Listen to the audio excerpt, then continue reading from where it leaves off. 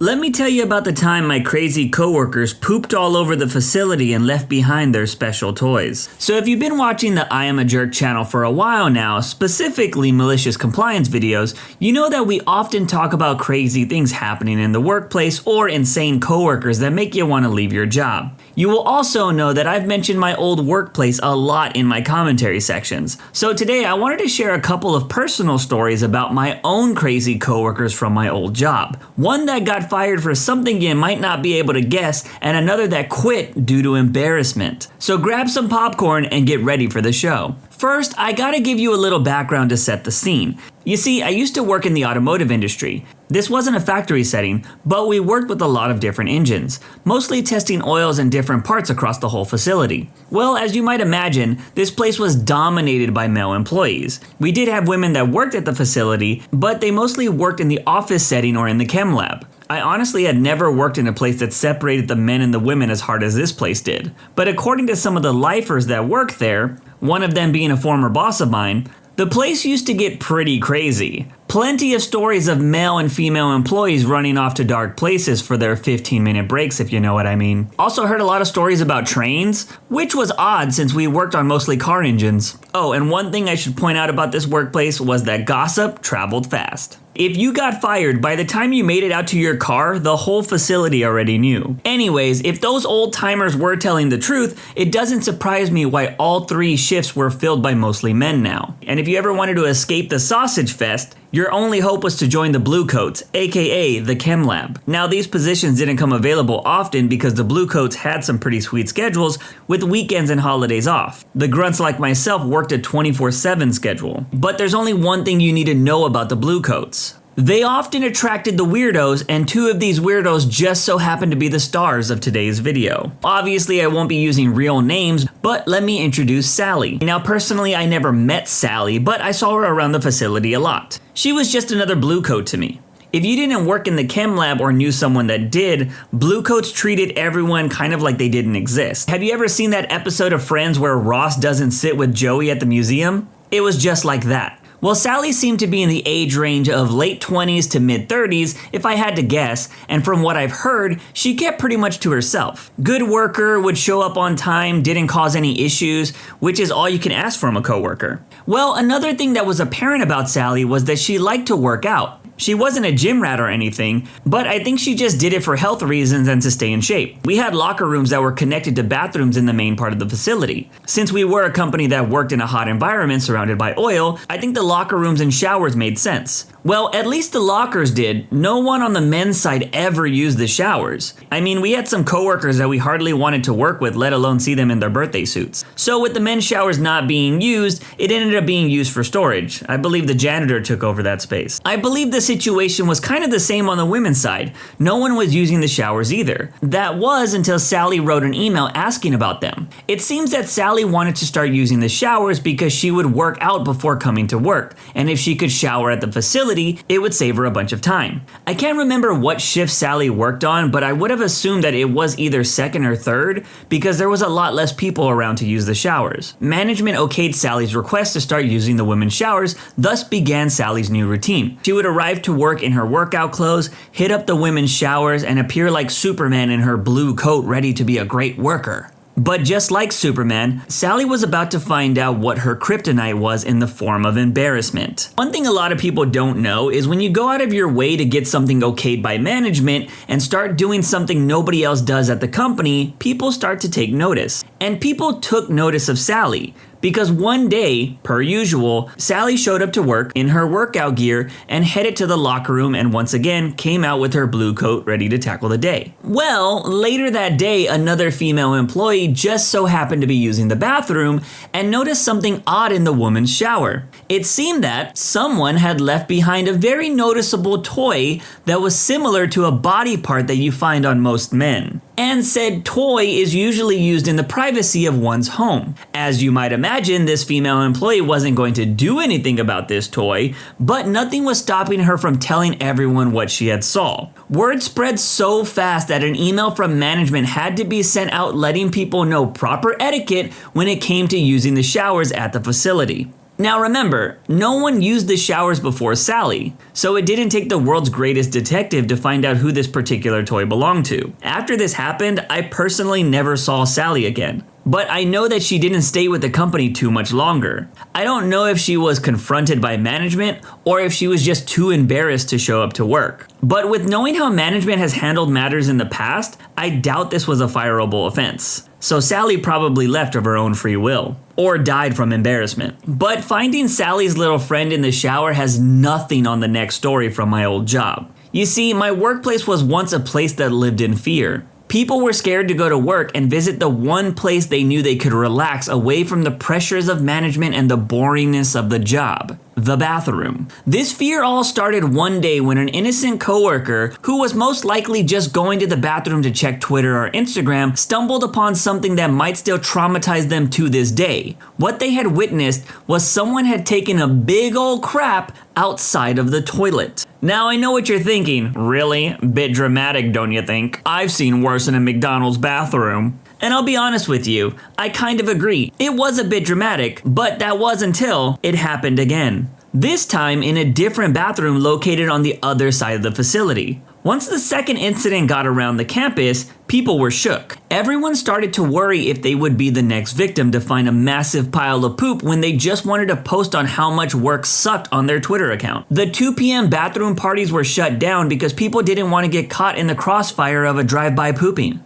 By the way, the 2 p.m. bathroom parties were an actual thing. I have no idea why, but around this time every day, you couldn't get a stall if you needed to handle some business. As you might imagine in this situation, management wanted to keep this horrible information under wraps. They didn't want to start a panic at the facility. So I think they were trying to figure out ways to handle the situation without having to make a big deal about it. That was the idea until the next victim was claimed. This time, the pooping was too heinous for even management to ignore. Because some sad coworker was able to go into the bathroom, do their business, thinking they had escaped this menace, only to realize that a big pile of poop was waiting for them right in the middle of the sink. This poor soul has probably been traumatized from ever washing their hands again. Obviously, this was the last straw for management. A mass email went out through the whole company explaining that this type of behavior would be met with immediate termination and that they were investigating the whole situation. I personally never witnessed any of these crime scenes, but having heard about the whole thing, I told my coworker, "So is this guy a serial pooper?" Which did get a good laugh from everyone in the office, and people started referring to this person as the serial pooper around the facility. Now, I wish I could sit here and say that SEAL Team 6 stormed the campus and took down this serial pooper while he was committing his next crime, but I think it was a little more anticlimactic than that. I don't know exactly how this person, who we will call Brian, got caught. I'm pretty sure someone just ratted him out and management fired him. The random senseless pooping stopped after that, and the workplace seemed to go back to normal. But I know what you are thinking. What kind of person would do such a thing? Well, let me give you some insight to this serial pooper. Brian was one of those weird blue coats, but it wouldn't have mattered where this guy worked. He would have just stuck out. You see, Brian looked like the Cali Bro character from Stranger Things, and he shared the same hobbies as that character did. I only knew Brian because a friend of mine got one of those open chem lab spots, and he started talking to a lot of people in there. Just to give you a little bit more description to the type of guy Brian was, he once went to a work luncheon at one of those restaurants that had a famous food challenge,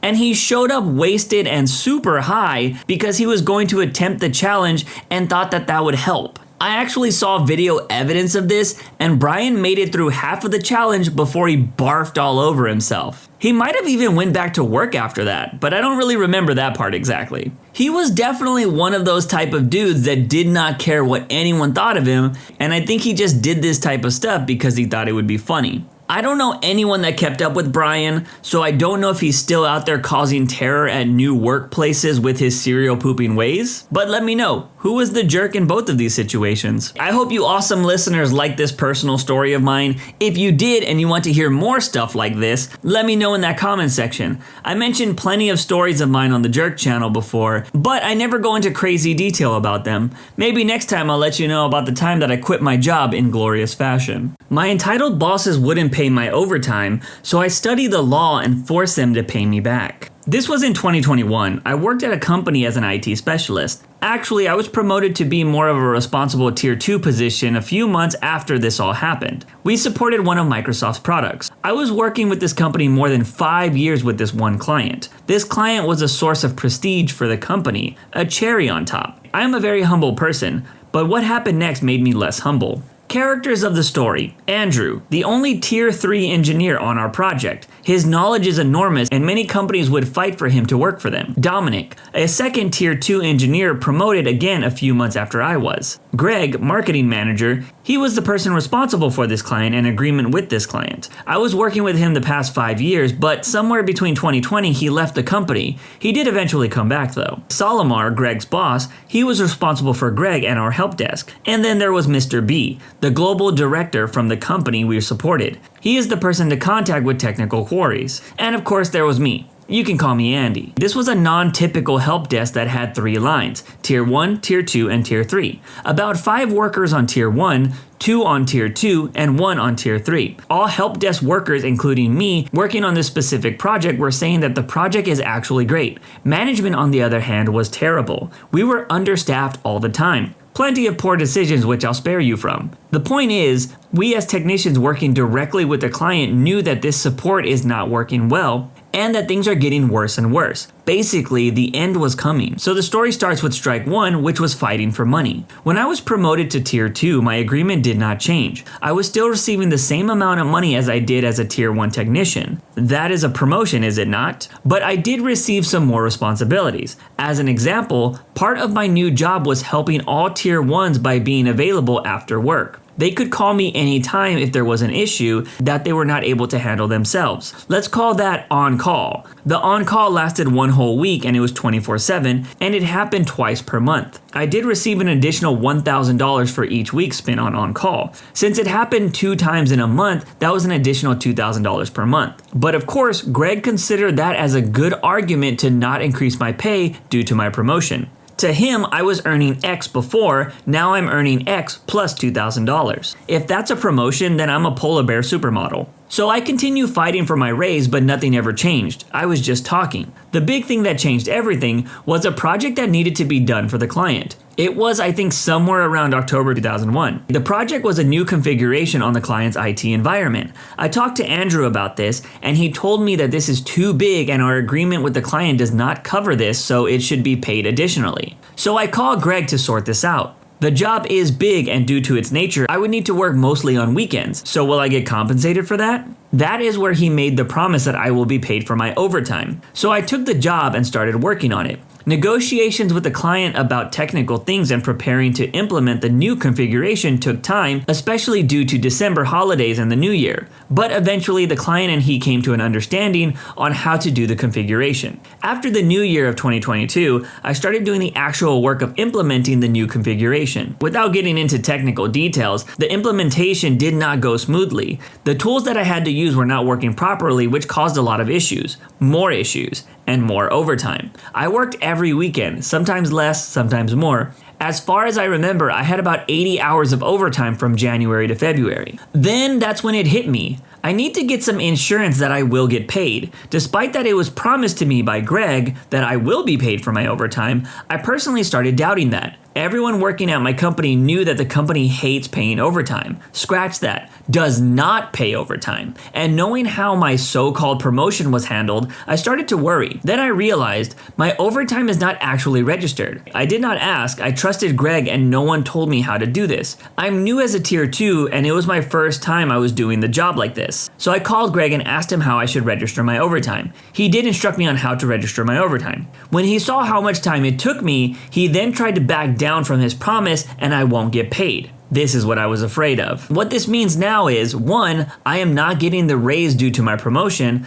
2, I'm not getting paid for my overtime. But I did not give up. So I went to the newly hired Greg's boss, Solomar. Solomar was hired when I was already working on this project, and he did not know as much, but he was Greg's boss. So I went to him. Solomar took Greg's side, so it seemed that I was out of options. During this whole project, since it began in October 2021, Greg's decisions were getting more stupid and worse. The end was getting closer and closer, and all the technicians felt it. But neither did Greg or Solomar. Decisions were so stupid that I even started thinking that it was an intentional sabotage. Salomar was hired to help and make help desk work, which means sort out issues with management. But he did nothing of the sort. All the time he was standing with Greg, who was mostly responsible for the situation we were in. Then I found out that it was actually Greg who interviewed Salomar for the job. Yes, subordinate choosing who to hire for his boss. Salomar quickly showed how spineless he was, and then we understood what happened. Greg hired himself a boss that would listen to everything he says to keep control. No way Salomar was going to help fix anything. So what about my overtime or my raise? Negotiations were ongoing. I did not change my position. I was promised paid overtime, and that is what I wanted. I was stubborn. Greg and Salomar's position was that they won't pay me, but they will give me days off for my work. I don't really use days off. Employers always had to force me to go on vacation, so this solution doesn't work for me. Besides, I was pissed. I was promised, and I will now make him keep his promise. I also had a second reason. Money was one of the reasons why my help desk was not working as it should, and I cared about the client. So this situation was a perfect opportunity to teach the management a lesson that if they want to keep the client, they need to pay. It was March 2022 at this point. Negotiations regarding my overtime produced no results. So I started doing something I did not want to do, which was check what the law says. I even paid for advice from a lawyer, and the result was bad. The employer was right. He could force me to take days off instead of getting paid for my overtime. That is what is written in the law, but I think Greg did not know about this. There, however, was a second paragraph to that law. Yes, the employer can force me to take days off instead of paying overtime, but it had to be in the same fiscal quarter. For example, if I worked overtime in February and it was now April, which is a new fiscal quarter, then the employer can't force me anymore to take days off for my overtime in the former fiscal quarter. He must pay me. Let me remind you that this was March at this point, so a plan started to emerge. How to win? Simple. Wait. Keep talking, stall, and then April comes when they will have to pay for my overtime. All this time they were stalling to not pay me, but in fact they were doing harm only to themselves. And that is what I started to do. And then this happened. When working on a project on Sunday, I noticed that there was something wrong. Unless I fix it tomorrow, plenty of users won't be able to work. It was not as much my mistake. As I said, the tools were not working properly and that caused this issue. It was Sunday, almost night, so there was no one to call or notify, so I made a call and fixed it without notifying the client. That was the only way users the next day would be able to work. And this is how strike 2 happened. Since I was a tier 2 now and Andrew and Dominic had to participate in weekly calls with the client,